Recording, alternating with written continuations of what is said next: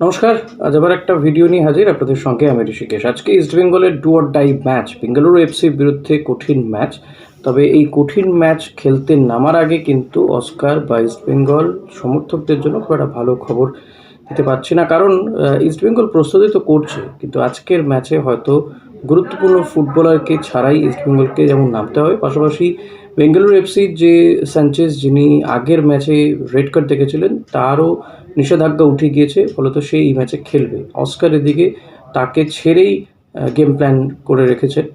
তিনিও ক্ষুব্ধ এই বিষয়টা নিয়ে। কালকে সাংবাদিক সম্মেলন করতে এসে তার ক্ষোভ উগড়ে দিয়েছেন তিনি, যে এটা কেন হবে, যে ম্যাচের আগের দিন একেবারে জানা যাচ্ছে, ফলত তাকে ছাড়া মানে তার বিরুদ্ধে কোনো গেম প্ল্যান ছাড়া ইস্টবেঙ্গল নামবে, মোরাললেস এরকম। যদিও পরবর্তীতে হয়তো বিষয়টা তারা নিজেরা ঠিক করে নেবেন যে কীভাবে কী আটকানো যেতে পারে তাকে, কিন্তু এটা একটা ইস্টবেঙ্গলের জন্য খারাপ খবর। আর যেই প্লেয়ারকে ছাড়া ইস্টবেঙ্গলকে আজকে নামতে হবে সেটা হচ্ছে মোহাম্মদ রশিদ।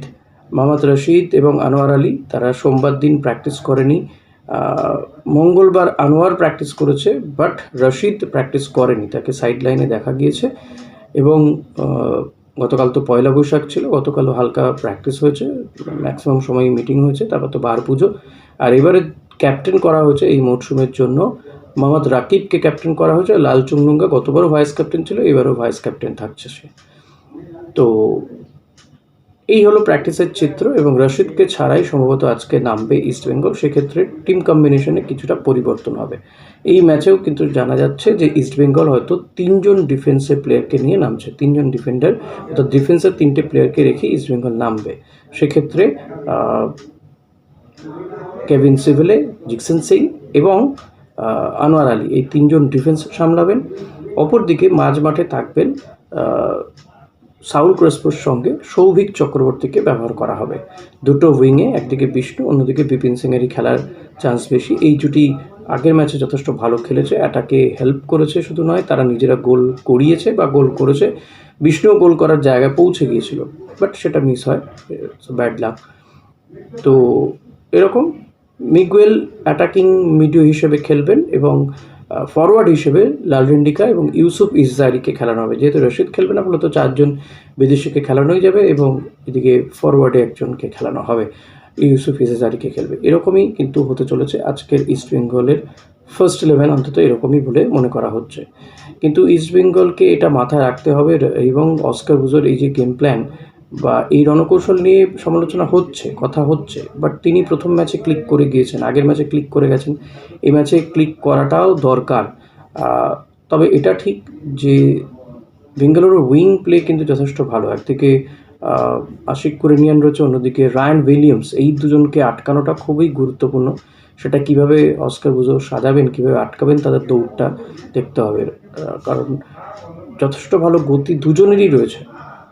দুজনেই কিন্তু বেশ গতিশীল ফুটবলার, এবং পায়ে কাজ রয়েছে, ভালো বল বাড়াতে পারেন। এবং সুনীল ছেত্রী কিন্তু এখনও বেশ ভয়ঙ্কর, এটা কিন্তু বিপিন সিংরাও মানছেন। এখনও তার গোল করার ক্ষমতা, তার ক্ষিপ্রতা বক্সের কাছে যথেষ্ট, যে কোনো জুনিয়র প্লেয়ারদের জন্য শিক্ষণীয় সুনীল ছেত্রীর এখনও যে ইনভলভমেন্ট।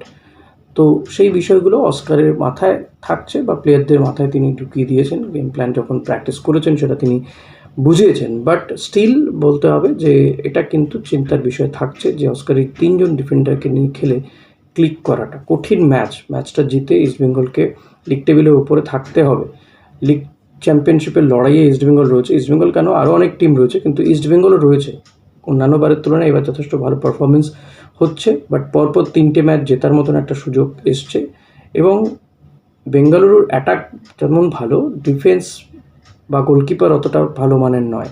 তো মাঝমাঠ দখলে রেখে যদি অ্যাটাক নির্ভর ফুটবল খেলবে অস্কার, এটা জানা কথা।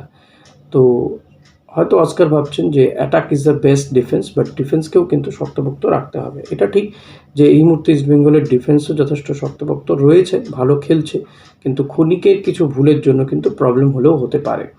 তো সেটা অস্কার কীভাবে সামলায়, রাকিবকে নামায় কিনা পরের দিকে, বা সিচুয়েশান অনুযায়ী গেম প্ল্যান চেঞ্জ হয় কিনা, এই বিষয়গুলো দেখতে হবে। আজকে 7:30 যুবভারতী ক্রীড়াঙ্গনে এই ম্যাচ, 7:30 ম্যাচ। ইস্টবেঙ্গল অনেক দিন পর খেলতে নামবে, এটা যেমন বিষয়, ফলত ঘরের মাঠেও খেলা আবারও।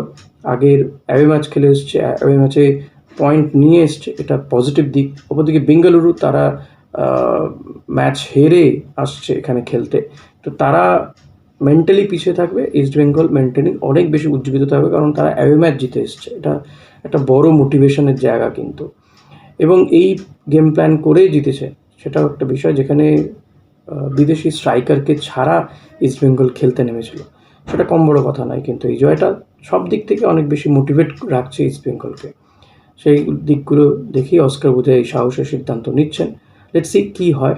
তো আপনাদের কি মনে হয়, আর যে আপনাদের কথায় মানে আপনারা কি ভাবছেন যে কি হতে পারে আজকে বেস্ট 11, এবং আজকের ম্যাচের স্কোর কি হতে পারে, সেই প্রেডিকশনটাও প্লিজ একটু করবেন। এই প্রেডিকশন মিললে, কারো যদি প্রেডিকশন মিলে যায়, তো আগামী ভিডিওতে তার নাম নিঃসন্দেহে ভিডিওতে পড়বে। তো প্লিজ আপনারা কমেন্ট করুন। ভিডিওটা ভালো লাগলে লাইক, কমেন্ট, শেয়ার করতে ভুলবেন না, আর ডেফিনেটলি প্রেডিকশন করবেন। Thank you.